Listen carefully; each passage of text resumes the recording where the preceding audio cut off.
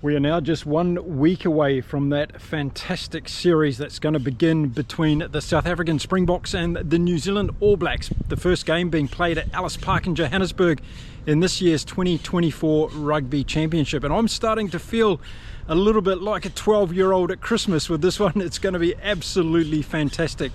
Okay, in today's video, we're going to be talking about halfbacks because I think that is going to be a pivotal position that determines the outcome of this battle at Ellis Park. So let's get into the video right now.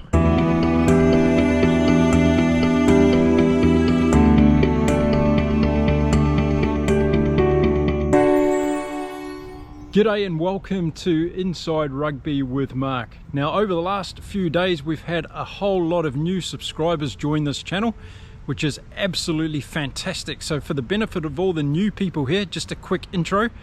My name is Mark. I'm a retired Kiwi bloke, I'm a rugby fan, and I'm a New Zealander who's living here in beautiful Cancun in Mexico.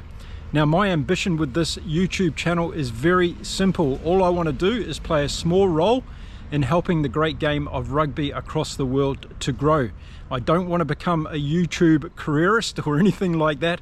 I'm just trying to use my retirement as an opportunity to help the beautiful game that I'm very passionate about to grow around the world. And the way I'm doing that is just simply sharing my passion for the game. So if that's something that interests you, you want to help me out doing that, then hit the subscribe button, come along the journey, because it's going to be a lot of fun. Now, in today's video, I thought I'd start talking about some of the key positions that I think are going to influence the first test between the South African Springboks and the New Zealand All Blacks. It's going to be played at Ellis Park next weekend in Johannesburg. And of course, there's going to be many different positions that have a big influence on this game, but I think halfbacks is going to be a real key one. Now, I'm going to make a couple of assumptions here, and if you've been following my channel for some time, you know that often my assumptions are not correct. So take all that with a grain of salt, but let's have a look at what could happen when it comes to these two halfback positions. Now, first of all, let's have a look on the South African side, and we've got options of Cobus Reinhardt and Grant Williams and Jaden Hendrickse. Well, I think we're going to see Cobus Reinhardt start the first test for the Springboks, and the reason I'm saying that is because I think Rassie needs a little bit of experience, who's played in these tough games before and who can bring a dynamic option to the Springbok halfback position, and that's what Cobus Reinhardt does for me. He's very good around the breakdown. He's got that speed. We've seen him score a lot of tries for the Springboks, and he brings that uncertainty that I think the Springboks will be looking for against the New Zealand defence. So for my pick, I think Cobus Reinhardt is going to be the first pick at halfback for the Springboks. And then coming off the bench, I think we're going to see Grant Williams. And Grant Williams, I'm really excited by Williams. I've been watching him for quite some time. I think as we push towards 2027 and the Rugby World Cup in Australia, I think Grant Williams is going to be the first pick halfback for the Springboks. He's got a lot of speed, a lot of pace. He probably needs to clean up his defensive efforts a little bit better. I've seen him be a little bit lax in that area, but the rest of his talent outweighs, I think, that defensive pressure or that defensive skill set at the moment. The other thing I like about the Grant Williams coming off the bench for the Springboks is if the Rassie decides to start Andre Pollard at number 10 and bring Sasha Feinberg Gomazulu off the bench, then I think bringing Grant Williams off the bench as well is going to give the South Africans a real great dynamic to complement the bomb squad coming off the bench. So that could work out really, really well for the Springboks. So I'm picking Cobus Reinhardt to be the halfback for South Africa starting this game at Ellis Park, and I'm picking Grant Williams to come off the bench. Now let's have a look at the All Black side, and with Cam Roigard out of the picture at the moment, Razor Robertson has been testing out a few of his halfbacks options. We've seen Finlay Christie be put to the side at this stage, and I'm quite happy about that, and I've said in my videos of the past why I think Finlay Christie shouldn't be in this All Blacks team. His speed around the base of the breakdowns in the scrum is too slow. He gets caught by the loosies too often and the inside defence of opposition teams, and we're starting to see the same thing happen to TJ Perenara. And I'm talking about TJ Perenara because he's likely to be the first pick for the halfback position at Ellis Park for the All Blacks. Now, TJ Perenara is playing his last year of international rugby, and I don't want this to be a swan song year that goes wrong for TJ Perenara. I want this to be a very honest and truthful year for him. And if he's not going to be standing up and playing at the way that we saw him play in that first half against Argentina, then Scott Robertson needs to make some changes. And those changes might come in the course and direction of Cortez Ratama, of course. And we've seen him being playing for the All Blacks. And I think he's the future of All Black halfback position in conjunction with Cam Roigard. But I think TJ Perenara is going to start the game against the Springboks at Ellis Park in a week's time. And I think we're going to see Cortez Ratama come off the bench. So those are going to be the two halfback options for the Kiwis. Now, how do these two options match up? And what can we expect to see in terms of a head-to-head battle here? Well, I'm thinking that Cobus Reinhardt can put a lot of pressure on TJ Perenara, and he can do that by pressuring him if he decides to do quite a bit of box kicking. I've been a critic of TJ Perenara in the last few weeks when it comes to his box kicking execution. He's too slow. We've seen a couple of charge downs. He telegraphs what he's going to do, and this gives the opposition an opportunity and time to be able to counteract it. So I want to see Cobus Reinhardt putting a lot of pressure on TJ Perenara when it comes to that box kicking. The other element that I think Cobus Reinhardt can do to give TJ Perenara a hard time is to run more from the base of the breakdowns and the scrums. This is going to pull TJ Perenara into a defensive position, and it's going to open up opportunities for the South Africans in other areas close to the rucks and to the mauls. So expect Cobus Reinhardt to do some darting little runs from number 9 and put pressure on the All Blacks inside channels. If the All Blacks loosies are not there, TJ Perenara is going to have to make sure he's covering that defence.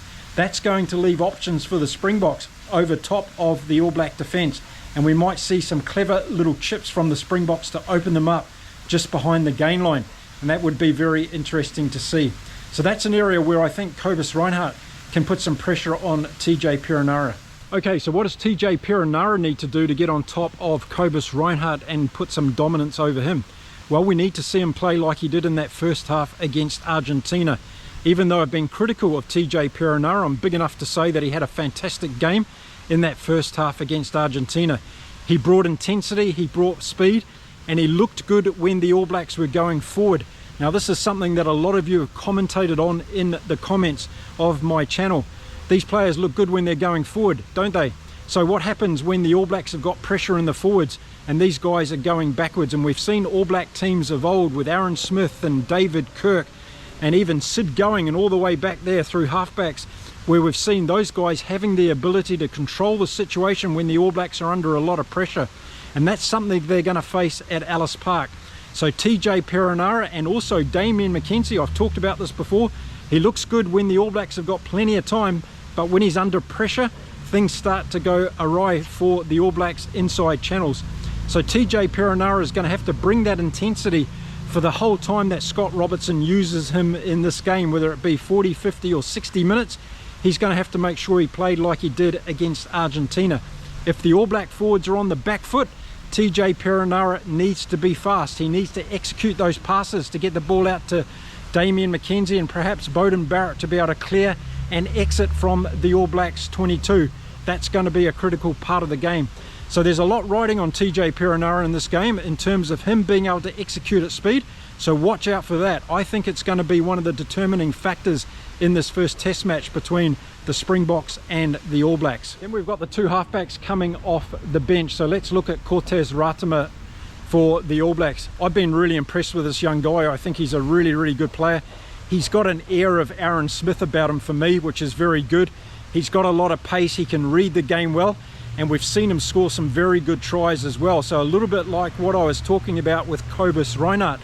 I think Cortez Ratama is in the same fold. He can cause some problems for the South Africans by controlling that ball. So if the All Blacks do have a lead of any kind when Ratama comes on the field, expect him to put the pressure on the South African defence by testing them out with some of those little darting runs that he does. He's very, very good at that. His kicking is also very good. We've seen him not use the box kick, but we've seen him use this kick that goes a little bit deeper and puts the fullback and the wingers under pressure. We saw a good one in the last game where it led to an All Black, or nearly led to an All Black try. It was a very good kick indeed, and he does this on a number of occasions. I think from a kicking point of view, Cortez Ratama has got a better skill set than TJ Perenara, and it's something else that he brings to this All Black team. So if Ratama does get to have a cameo performance at Ellis Park next weekend, I expect him to do very well. I don't think he's going to let this New Zealand team down at all. And I think if TJ Perenara is running out of gas or he's not having a good game, then Scott Robertson's going to pull the ripcord and bring on Cortez Ratama for the All Blacks. Now Grant Williams, he's going to be coming on for the South Africans, and boy, what a talent Grant Williams is. I've spoken enough about him in my videos about the Springboks. But he's going to give the All Blacks defence something else to be worried about, isn't he? He's got that incredible pace, and he's got lightning speed away from the base of the breakdowns where he can get the rest of his backline going.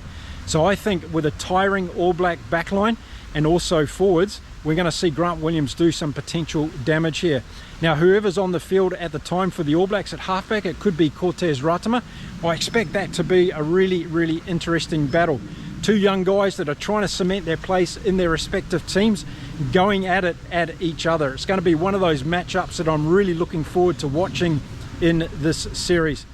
So there we go. I just wanted to talk about the halfback clash and battle that we can expect in the first test match at Ellis Park next weekend in this video. Let me know your thoughts and comments around the halfbacks. How much is South Africa going to miss Faf de Klerk? How much is the All Blacks going to miss Cam Roygaard, or not at all? Let me know your opinions in the comments. I love reading them all. Now we're just 1 week away from this magnificent series. I'm going to be posting plenty more content about the series. Also going to be looking at the Australian journey over to Argentina in this part of the world. That's also going to be very exciting to watch as well. So make sure you stick around, and here are some options on how you can help me to play a small role in growing the great game of rugby across the world.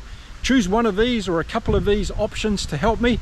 Hit that subscribe button, become part of this amazing global rugby family we're creating here on Inside Rugby with Mark, and stick around because we've got so much great rugby coming up in the Rugby Championship and then the northern tours of these respective teams. That's going to be fascinating as well. I'll be back again really soon with some more content. Until then, you stay well, stay safe, and keep enjoying your rugby no matter where you are across the world.